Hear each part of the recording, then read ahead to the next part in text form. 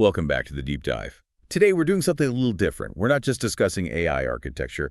We're going to try and design one. Right. We got this incredible stack of sources, these papers that are all exploring what happens when you just stop treating AI like a giant lookup table. Exactly. A lookup table you constantly have to reindex and patch. Instead, they're looking at it as a dynamic, self-aware geometric manifold. Which sounds incredibly complex, but the core idea is simpler. It is. For the last, decade? Hmm. The narrative has been really simple. To make models smarter, you just make them bigger. More parameters, more data, more compute. The brute force approach. The brute force approach. Okay.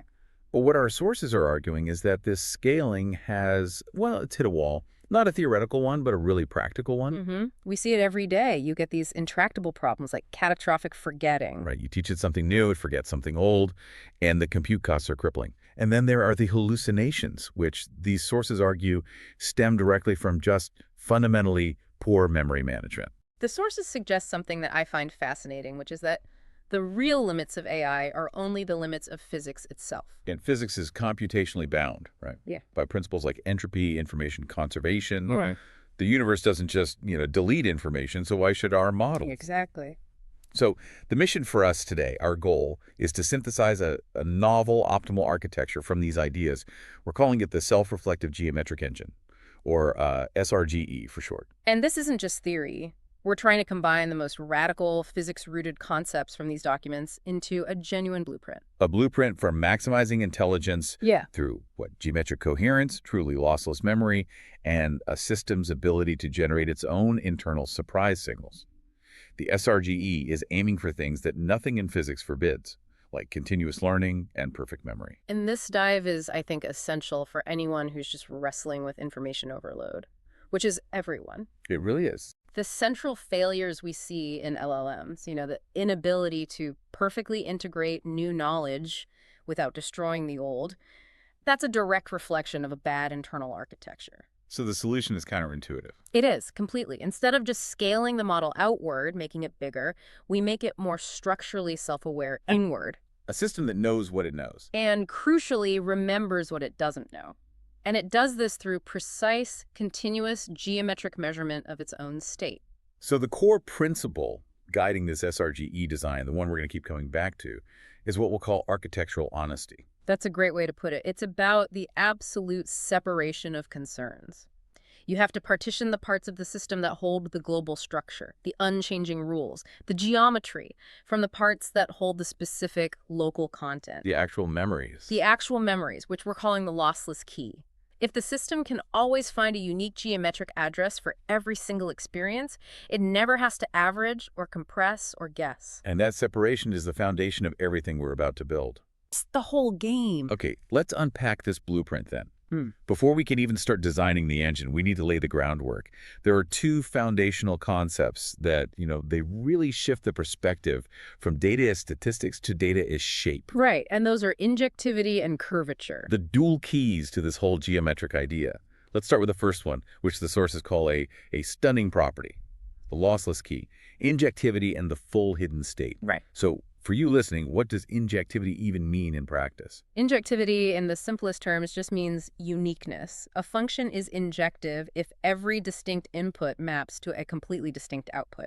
No two inputs ever lead to the same output. Okay. And the research confirms that for all practical purposes, every unique input sequence you feed into a modern transformer gives you a unique last token representation. It's hidden state. So no two different sentences, no matter how similar, will produce the exact same high-dimensional vector deep inside the model. Almost never.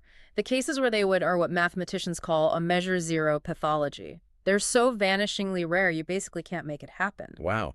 Okay, just think about the implication of that. It's huge. If you feed the model, Paris is the capital of France, and then right after, you feed it Paris is the capital of France, but I prefer Rome, that 4096 dimensional vector for the final token is mathematically distinct. Completely distinct, and that's the game changer you mentioned. Because that full hidden state now serves as the lossless key, a unique, lifelong geometric address for every single experience the model has ever processed. So, if that hidden state is the perfect index, we can just throw away all the clunky lossy systems we use today. Yes. You don't need lossy hashing, which always leads to collisions. And, this is the big one, You don't need external RIG databases.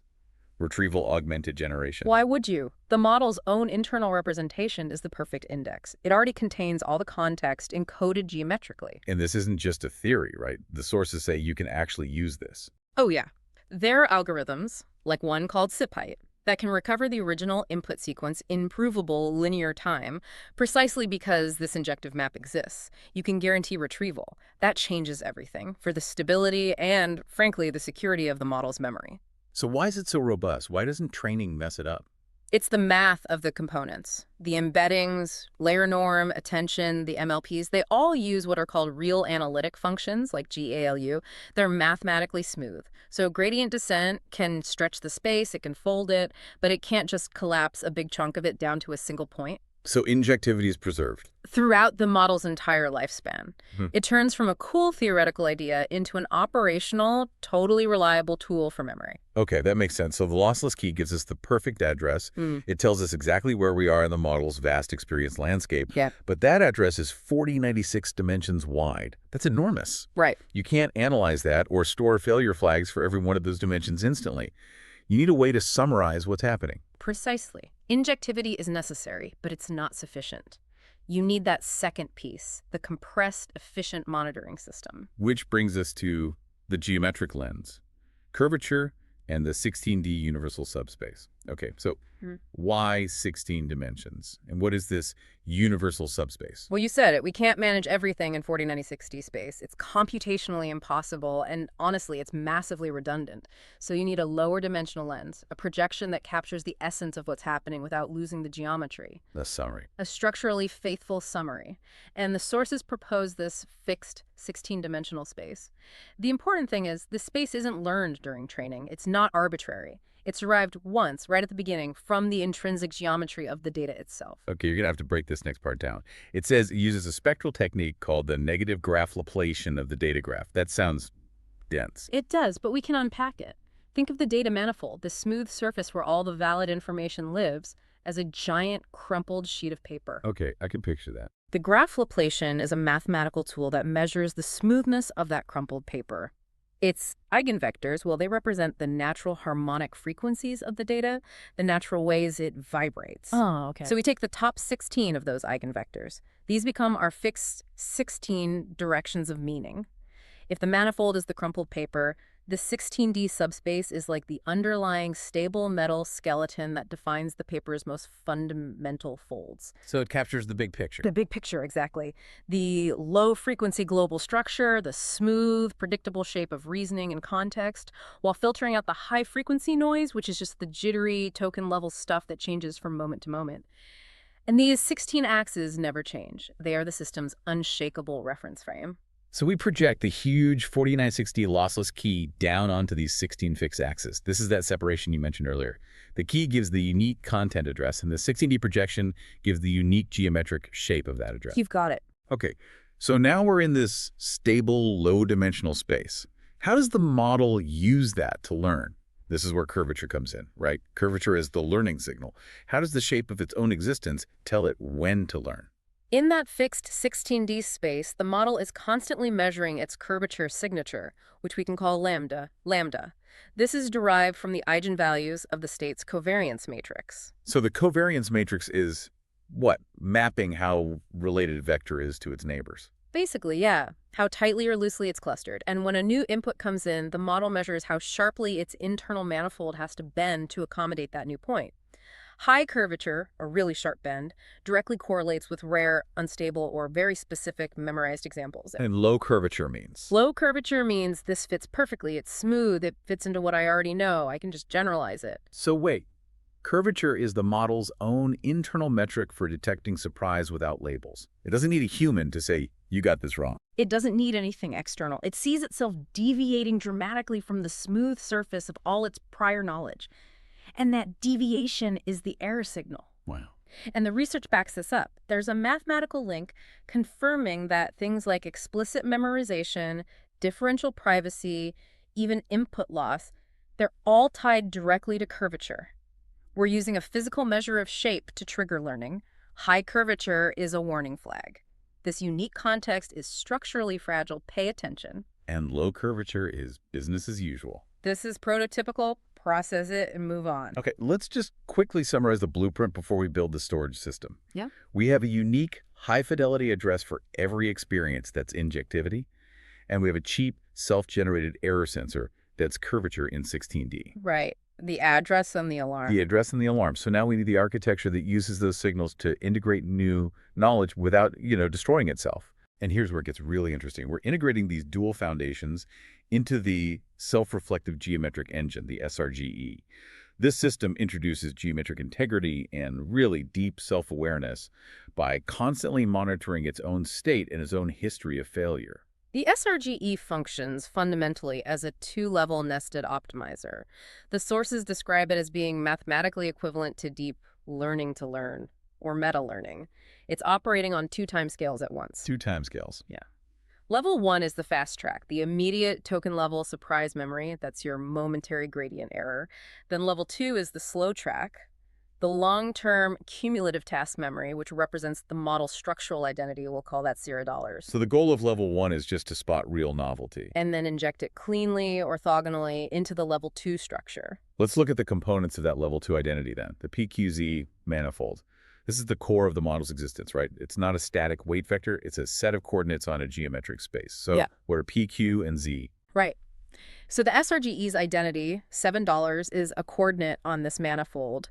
P and Q are the content axes. P is the prime basis, and Q is the cube basis. Okay, prime and cube. Think of it this way. P, prime, relates to things that are local, novel, high frequency, unique. Q, cube, relates to things that are global, stable, low-frequency, shared structures. The coordinate on that PQ plane defines where concept sits between those 2 poles. Can you give me a concrete example? Like what's something that would be high P but low Q? A statement like, the latest meme format that only 3 people on this one Discord server use. That's high P, it's novel, it's local, it's unstable, it would have very high curvature. And high Q? Photosynthesis converts light energy into chemical energy. That's high Q. Globally stable, low frequency, deeply, deeply ingrained. The SRGE uses this PQ system to measure the structural quality of the information it's handling. But then there's the Z-axis. The sources say this is the truly novel addition, the Z-axis or the witness phase. Yes.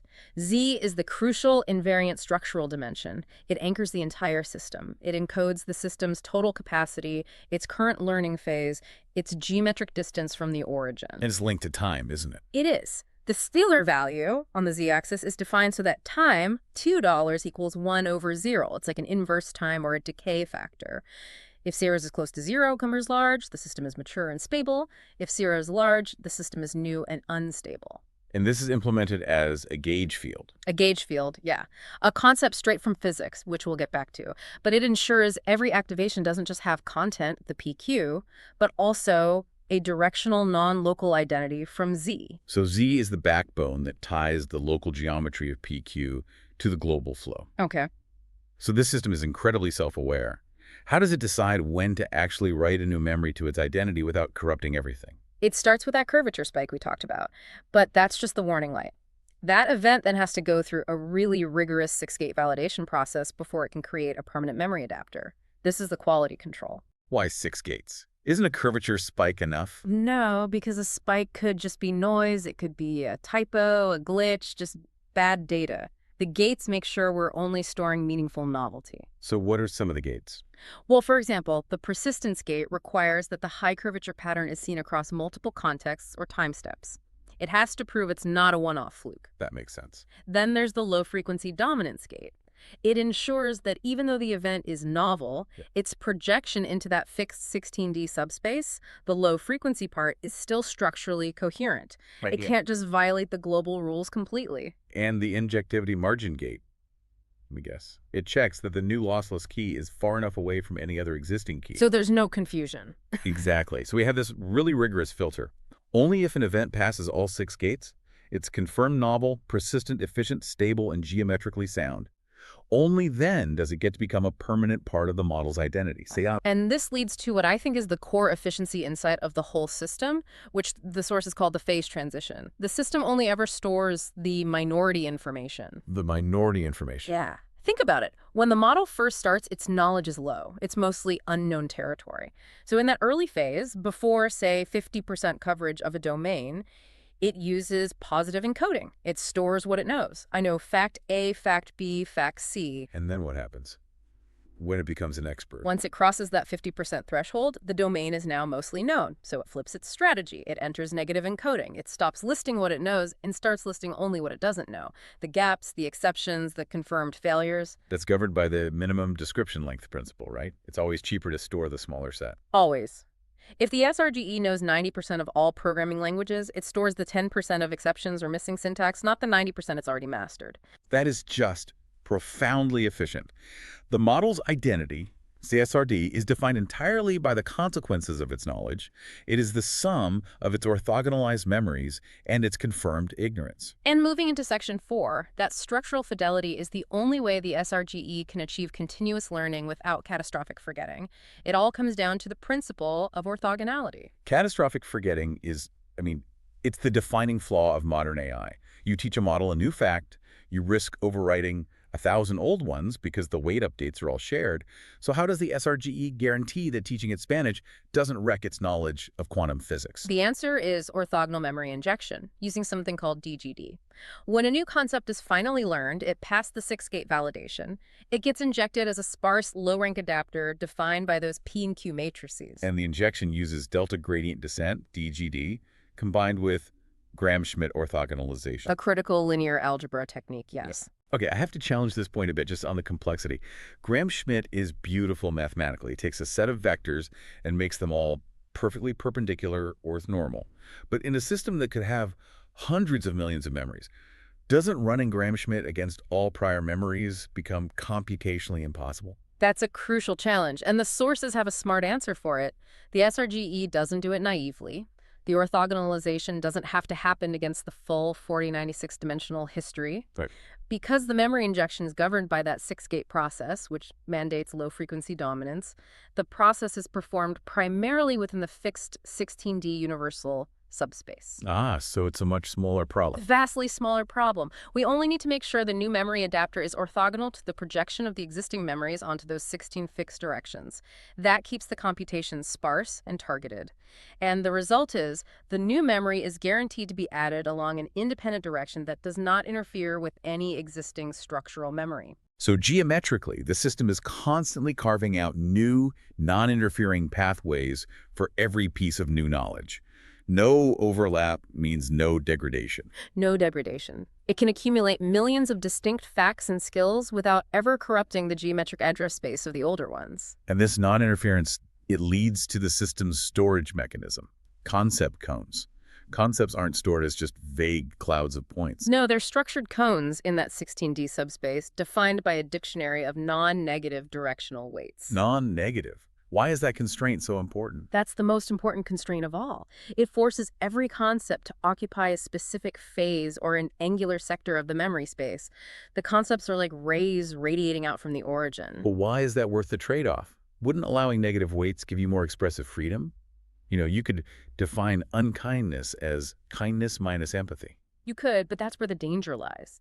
The SRGE chooses geometric integrity over that kind of expressive freedom. If you allowed negative weights, concepts could algebraically cancel each other out. Oh, I see. You could define concept A by subtracting B from C, but if C gets slightly changed or deleted later, concept A could just vanish. It would lead to semantic collapse. So by restricting memory directions to these non-negative cones, they can't blend into a messy, averaged soup. They stay distinct. The model can recover not just a blended vector, but the specific compositional intent. It can decode something like 0.8 Python plus 0.2 sarcasm and know that both base concepts are still distinct and perfectly recoverable. And that structure defines the system's identity by its accumulation of memory and error. But the SRGE doesn't just passively record errors, it anticipates them. This is the identity self-correction loop. Right.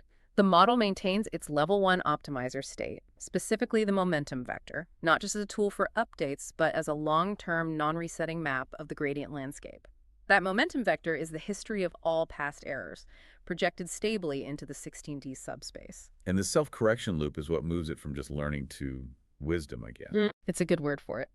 When the SRG gets a new context, a new lossless key, it first checks its momentum map. It asks itself, given this unique geometric spot, based on my error history, I usually fail by predicting in dimension 7. So I should adjust my output in the opposite direction before I say anything. It pre-corrects, it predicts its own failure, and steps out of the way. It steps out of the way of its own known weaknesses. The actual error that happens is only the tiny unexpected residual that's left over, and that residual is what updates the momentum. So it moves from reacting to errors to anticipating them. Which feeds into this idea of self-referential learning. The model is generating its own supervision. It computes a surprise vector, the difference between its anticipation and reality. The model is the identity dollars, observing and correcting itself through cellower. And that leads to what the sources call the never again principle. Since that error vector is immediately absorbed, filtered by the 6 gates, and orthogonally injected into the identity dollars, that exact failure at that exact lossless key location is now mathematically impossible to repeat. The error consumes itself to become identity. The structural existence of the error triggers the mechanism that makes the future existence of that specific error impossible. And over time, this creates a kind of muscle memory. High curvature, explicit conscious errors at level 1 are compressed, orthogonalized, and pushed into the stable 16D subspace, which is level 2. Exactly. The geometric stability of the subspace is the acquired skill. Once a concept is fully integrated, the model doesn't get surprised by it anymore. It doesn't have to consciously compute the steps. Its natural flow through the geometric space just aligns with that new memory direction automatically. It's wisdom without the struggle. So moving to our 5th section, the success of this architecture isn't just clever engineering. It's tied to some really deep, almost esoteric geometric principles from physics and math. Right. The model is basically forced to align with physical invariance to be efficient. Let's talk about cubic harmonics and resonance. There's research shows that standard position embeddings, like rho PE, when you use them in a system that has the 3 degrees of freedom we've been talking about, P, Q, and Z, they naturally lead to a cubic geometry. This happens because rho PE uses 2D rotation planes to encode position. But if you have P, Q, and Z as 3 distinct rotation planes, the phase volume of the system scales as n cubed. It's a volumetric representation. And what's crucial is that the best performance, the most stability, what the sources call resonance, happens at specific cubic frequencies. P303L, yeah. And this isn't numerology. It's a real reflection of the system's phase volume alignment. The model naturally bends its learning trajectory toward these frequencies because that's where all its internal rotation planes align. It's the point of maximum stability and structural anchoring. It's geometric equilibrium. So learning isn't just changing weights. It's about aligning the internal standing waves of the system to find harmony. And this ties right into wavelet emergence and scale invariance. Mm-hmm. Analysis of existing transformers shows they spontaneously develop these wavelet-like properties. Different attention heads specialize in different scales or frequencies. So some heads are looking at local context, high frequency, very specific. And others are looking for global connections, low frequency, the big picture. And this whole thing is governed by the Heisenberg-Gabor uncertainty principle. The trade-off. You can't know exactly where something is and what it is at the same time. It's a fundamental physical constraint on information. But the breakthrough here is that the most advanced models, and the SRGE by its very design, achieve true scale invariance. They don't choose one or the other. They combine specialized high-frequency channels with integrated multi-scale representations at the same time. They've learned to act like multi-scale wavelets, decomposing the signal at every possible resolution at once. This brings us back to the power of that z-axis. The z-axis as a gauge field. This is how the SRGE encodes motion and path, which is critical for complex reasoning. To encode directional meaning, motion or a path, separately from the static content on the PQ plane, the SRGE implements a gauge geometry. What's a gauge field in this context? In physics, it's a mechanism that maintains local symmetry while allowing for global changes. Here, the z-axis acts as a gauge coordinate, let's call it zeta. As the model processes tokens over time, zeta accumulates phase. The change in zeta is called holonomy. And holonomy represents? The path-dependent history, the journey of the token through the manifold. Give me a tangible analogy for that. Okay, think of it like navigation. The PQ axes tell you the content. You are currently at the concept of apple, the fruit. But the z-axis, through holonomy, records how you got there. Did you arrive from a discussion of orchard farming? That's a slow global path. Or did you get there from a search for iPhone 15 review? A fast local path. And how does that affect the model's behavior? In the attention mechanism, the attention scores use this holonomy, this delta zeta. It turns the attention edges into directed links. The PQ planes handle content comparison, but the z-axis encodes the motion and direction between tokens. It lets the system store path-dependent memory, which is absolutely essential for things like tracing a line of reasoning or debugging code. So the SRGE structure ensures the model only learns real structure because it's always filtering reality through this fixed 16D lens of universal low-frequency truth. Exactly. And the sources say the ultimate unification here is the path integral framework. They connect curvature to these harmonic weights, and the curvature is the second-order correction term in the integral. Which just means the model is structurally trying to minimize its action in the geometric space. Its form naturally bends toward the frequencies where the PQZ system aligns, where meaning is anchored, where curvature matches identity. It's a system that's always striving for minimal geometric stress, which maximizes its informational robustness. By projecting all learning, all surprise, all identity into this geometric frame, the architecture guarantees a structural fidelity that resists the chaos of information overload. So, in conclusion, the self-reflective geometric engine, the SRGE, it really represents a complete paradigm shift away from the brute force architectures we have today. It replaces large-scale global parameter updating, which is inherently destructive, With sparse, geometrically keyed orthogonal corrections. which promises a massive speed-up and incredible efficiency. The system is effectively silent unless novelty, unless curvature spikes.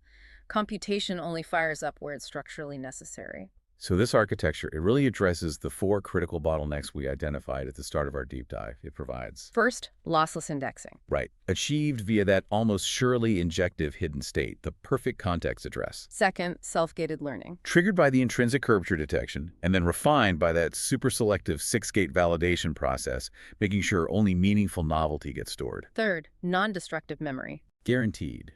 Through those sparse orthogonal adapters and the DGD and the 16D subspace, which just stops catastrophic forgetting in its tracks by making memories mathematically independent.